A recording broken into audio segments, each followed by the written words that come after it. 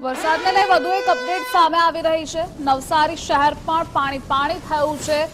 Ring road waste ખાડા સહિતના વિસ્તારો પાણીમાં ગરક થયા છે। મચ્છી માર્કેટમાં પણ વરસાદી પાણી ભરાયા છે। જળબંબાકારનો આકાશી નજારો સામે આવ્યો છે। દ્રશ્યો ટીવી સ્ક્રીન પર આપ જોઈ રહ્યા છો। આકાશી આફતના કારણે જનજીવન કેટલું પ્રભાવિત છે તેના સ્નેહલ સંવાદદાતા આપણી સાથે જોડાયેલા છે। સ્નેહલ, નવસારીમાં આકાશી આફત સામે લોકો કેટલા લાચાર?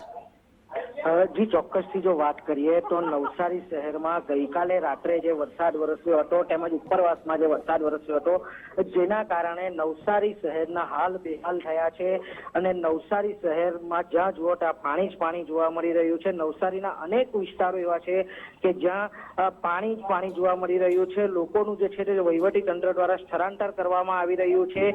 ત્યારે આપણે જે આકાશી દ્રશ્યો જે જોઈએ છે એ જે પૂર્ણા નદીના જે છે તે આકાશી દ્રશ્યો છે તેમજ નવસારી શહેરના જે છે તે આકાશી દ્રશ્યો છે જ્યાં જોઈએ ત્યાં પાણી જ પાણી નજર આવી રહ્યું છે અને જે નદી જે છે તે પોતાની ભયજનક સપાટી છે તે પણ હાલ વટાવી ચૂકી છે અને ભયજનક સપાટીની ઉપરથી 4 થી 5 ફૂટ જેટલી ઉપરથી ભયજનક સપાટી પરથી વધી રહી છે। ત્યારે નવસારીમાં જે છે તે હજુ અનેક વિસ્તારો છે કે જ્યાં પાણી રહ્યા છે। સ્નેહલ, માહિતી બદલ આભાર આપનો।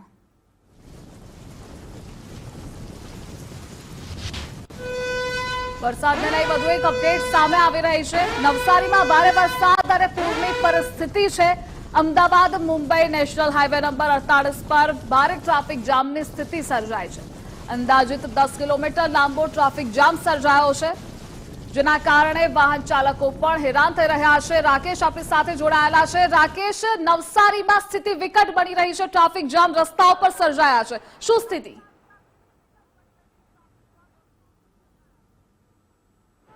બિલકુલ, નવસારીની અંદર પડી રહેલા ભારે વરસાદ અને પૂરની પરિસ્થિતિની સીધી અસર છે તે વાહન વ્યવહાર ઉપર હાલ પડી રહી છે। દ્રશ્ય સીધા બતાવવાનો પ્રયાસ કરીશું Ahmedabad Mumbai national highway number 48 ના કે જ્યાં દૂર દૂર સુધી ભારે ટ્રાફિક જામની સ્થિતિ સર્જાય છે અને આ ટ્રાફિક જામની સ્થિતિનો સામનો વાહન ચાલકો છે તે કરી રહ્યા છે।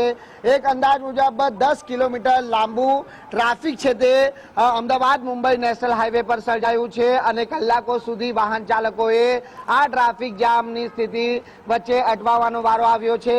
ક્યાંક ઇમરજન્સી હોય છે તો ક્યાંક જરૂરી કામ અર્થે લોકો નીકળ્યા છે અને આ પ્રમાણેની સ્થિતિ અને જે દ્રશ્યો નેશનલ હાઈવે પરના જોવા મળી રહ્યા છે।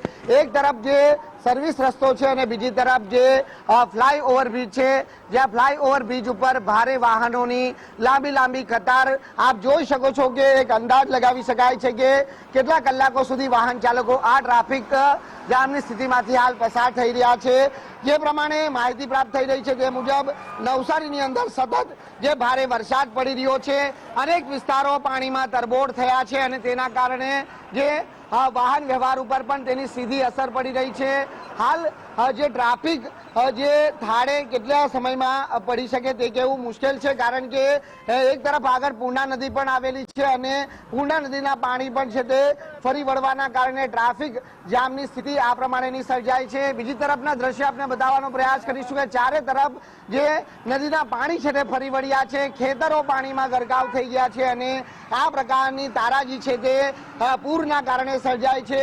હાલ વાહન ચાલકો જે કામ ધંધાએ જવા માટે નીકળ્યા છે તેવા વાહન ચાલકો પણ અહીં અટવાયા છે કારણ કે અમદાવાદ મુંબઈ વચ્ચે જે નેશનલ હાઈવે નંબર 48 છે તેના આ દ્રશ્ય સીધા આપને ગુજરાત ફર્સ્ટની ટીમ હાલ બતાવી રહી છે। પડેપણની જે અપડેટ છે તે આપના સમક્ષ છે તે ગુજરાત ફર્સ્ટની ટીમ હાલ પહોંચાડી રહી છે। ખાસ કરીને જે પ્રકારની સ્થિતિ સર્જાઈ છે વાહન ચાલકો માટે હાલ આ ટ્રાફિક જામની સ્થિતિ એક માથાના દુખાવા સમાન હાલ બની ચૂકી છે। કેટલા સમયમાં ટ્રાફિક ખાડે પડે તે કેવું હાલ મુશ્કેલ છે। રાકેશ, માહિતી બદલ આભાર આપનો।